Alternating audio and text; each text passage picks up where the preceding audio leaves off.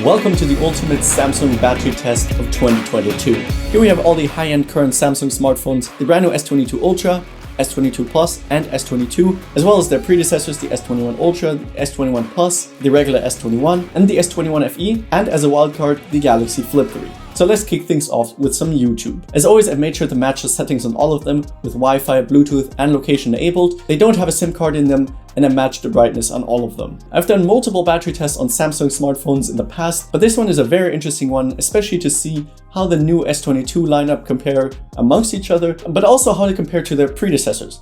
The S22 Plus and the S22 actually have smaller battery capacities than their predecessor at 4,500 mAh down from 4,800 and only 3,700 down from 4,000 mAh. The S22 Ultra managed to keep the same battery capacity at 5,000 mAh, which is great. The FE is in the midfield at 4,500 mAh and the Flip has the smallest battery by far at only 3,300 mAh. I'm very curious to see how that affects battery life and if it will be worse than on their predecessors. An hour into the test, there aren't really any big differences yet. The S22 Ultra and the Plus are in the lead, but only by a single percent, and the Flip is already starting to fall behind at only 87%. Let's continue with some Instagram. I'm also very curious to see how the FE model performs, because its predecessor, the S20 FE, actually won the Samsung battery test last year. So do you think the S21 FE can do it again? I guess we'll find out. After some Instagram and some Spotify, it doesn't really look like it. It's in second to last place, only 2% ahead of the Flip with 77 and 75% remaining. The others are still pretty close. Moving on to some web browsing where it auto refreshes a web page every 30 seconds. And in terms of the displays, they do actually vary quite a bit. Both the new non-Ultra S22s actually have a slightly smaller display compared to their predecessors, so that might be able to compensate for the lower battery capacity. The S22 has the smallest display at 6.1 inches, down from 6.2 inches on the S21. The FE has a 6.4 inch display, 6.6 inches on the S22 Plus, down from 6.7 on the S21 Plus, and the Flip also has a 6.7 inch display. Both the Ultras have the largest display at 6.8 inches, and they're also the only ones with a Quad HD resolution compared to 1080p on all the others. I'm sure this has an impact on battery life, but we will see how much. All of them are 120Hz refresh rate displays, which is awesome, but there are a few differences still. Most of them can only switch between preset modes, which means it has fixed refresh rates between it can manually switch, but not anything in between. The only ones that it can do it are the Ultra models. The S21 Ultra can dynamically go all the way down to 10 Hz, and the S22 Ultra can go all the way down to 1 Hz. We'll see if that has an impact on battery life. So far, the S22 Ultra and Plus are still in the lead at 81% remaining, and the Flip is losing with only 66% left. Now let's move on to the camera, which is of course a very intense task. We're going to record some 1080p 60 video, then take some pictures, and then take some 4K video. Now this was a very intense round and drained the battery a lot. 15% lost on the S21 and the Flip3, 14 on the S21 Ultra, 13 on the S21 Ultra and Plus, 12% on the S22, 11 on the FE, and only 10% lost on the S21 Plus. Very interesting stuff. After an hour of gaming, we hit the 4-hour mark, and the trend somewhat continues. Both the S21 Ultra and Plus are in the lead with 60% remaining, but now the S21 Plus actually managed to join them in the first place, and the gap between the FE at 50% and the Flip at 41% only is widening. Now I wanted to run some benchmarks to test the performance, as they all have different chipsets. With the S lineup, Samsung always sells two different models, the Exynos ones and the Snapdragon models. The Exynos model is usually the one that's available in most parts of the world, with the Snapdragon model being available in Korea and the US, for example.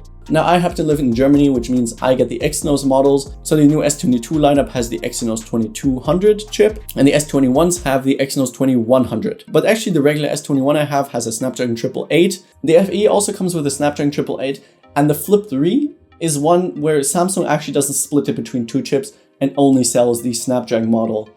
Kind of weird why, but I wish they would do this with all of their devices, but unfortunately that's only the case with the Flip model.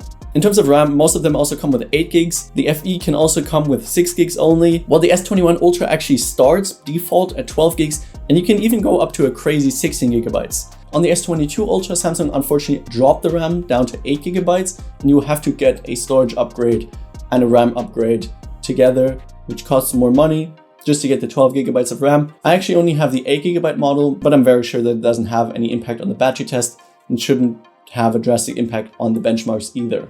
In Geekbench, unfortunately, the results are quite underwhelming. The new Exynos 2200 barely beats the predecessor, which is not great, and there's some variance with the Snapdragon 888 models, but unfortunately it's on a pretty similar level to the new Exynos 2200.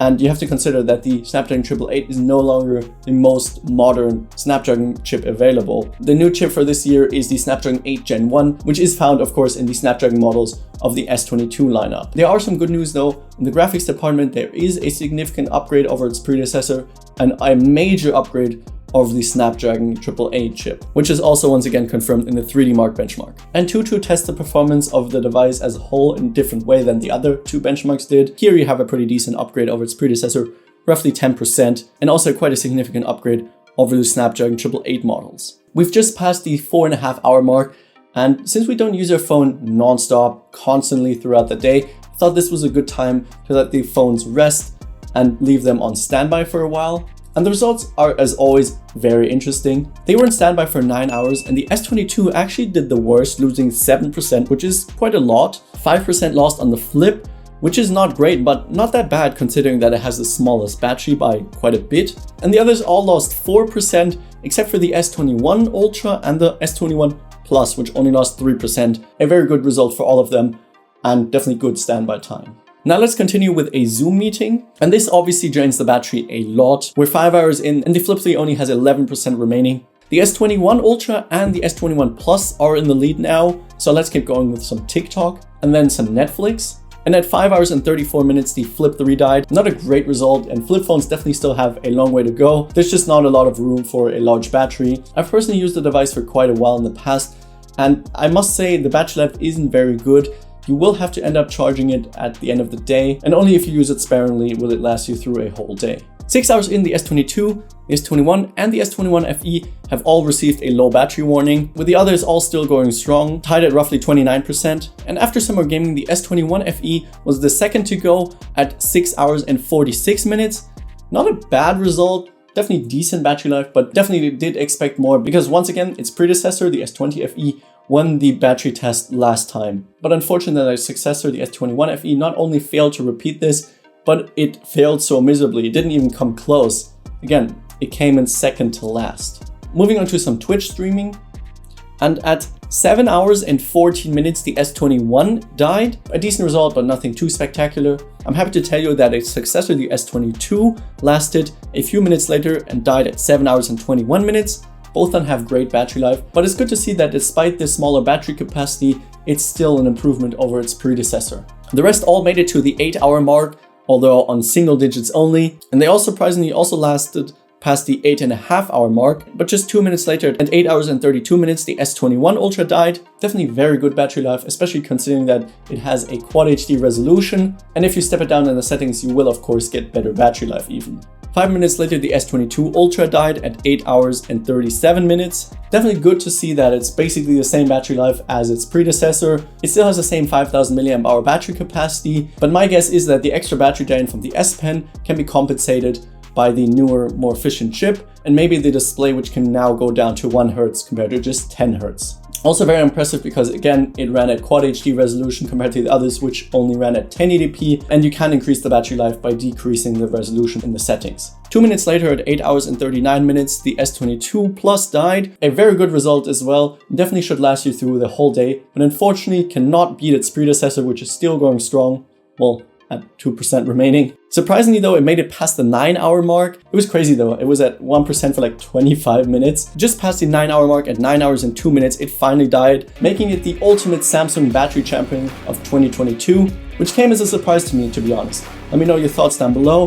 What do you think of the battery life of the brand new S22 lineup? Will you be picking up a device? Watch this video next to see how the Galaxy S22 Ultra stacks up against its competition, including of course the iPhone 13 Pro Max, and this one to see how the battery life on the iPhone side of things are. And I'll see you guys in the next one.